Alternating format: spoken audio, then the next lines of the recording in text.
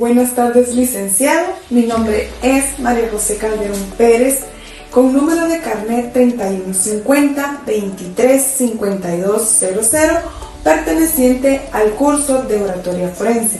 El día de hoy le voy a explicar sobre el control de convencionalidad. ¿Por qué el control de convencionalidad importa en mi país de Guatemala? Hablar del control de convencionalidad no es para mí un tema meramente técnico o incluso académico. Es algo profundamente personal. Nací y crecí en Guatemala, un país con una historia marcada por la violencia, la desigualdad, la impunidad. He visto cómo muchas veces la ley se ha usado más para proteger a los poderosos que para hacer la misma justicia. Por eso, cuando conocí el concepto de control de convencionalidad, algo en mí hizo clic.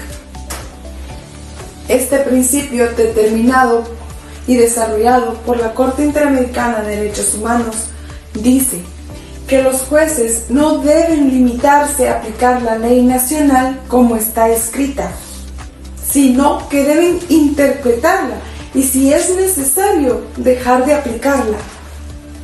Si contradice la Convención Americana de los Derechos Humanos, lo deben hacer de oficio, aunque nadie se los pida. En otras palabras, se trata de poner los derechos humanos por encima de cualquier norma que los viole, incluso si esa norma es de manera nacional. Eso para mí es poderoso, que me hizo llegar a pensar cuántas veces se ha dictado una sentencia injusta en Guatemala simplemente porque así lo dice la ley. Cuántas veces una víctima ha sido silenciada por una norma interna que choca con los principios básicos de la justicia. Uno de los casos que más me marcó fue el de Mirna Mac Chang, una antropóloga asesinada por el Estado en el año de 1990. Años después, en 2003, la Corte Interamericana de Derechos Humanos condenó a Guatemala por la ejecución y por no investigar de manera adecuada. Esa sentencia fue un rayo de esperanza. Demostró que sí se puede exigir justicia más allá de nuestras fronteras.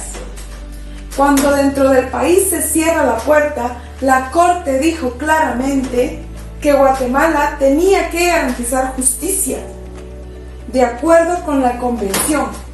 Eso es control de convencionalidad en acción. Pero también me frustra, porque en muchos tribunales del país este principio aún es ignorado. A veces he escuchado audiencias y he visto cómo se invocan leyes que ya han sido cuestionadas por la Corte Interamericana de Derechos Humanos, como si nada hubiera pasado, como si la historia no hubiera enseñado nada. Y me duele por las víctimas, por sus familias, por mi país. Creo sinceramente que el control de convencionalidad no solo es una herramienta jurídica, es una obligación moral para quienes ejercen justicia en Guatemala.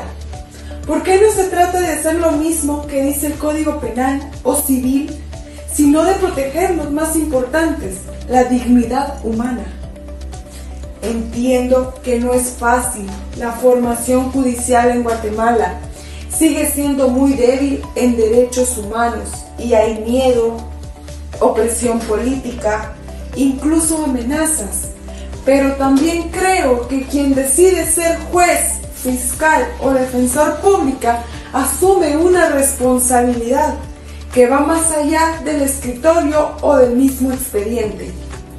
Asume el deber de proteger a los que no tienen voz. Hoy, como una joven guatemalteca comprometida, estudiante para comprometer y defender a la justicia, no puedo quedarme callada. El control de convencionalidad es un recordatorio de que la ley no es suficiente si no está en servicio de la verdad y de la justicia. Y aunque hay mucho por hacer, Creo que este principio es una herramienta real para transformar el sistema y poco a poco sanar las heridas de nuestro propio país. Muchas gracias.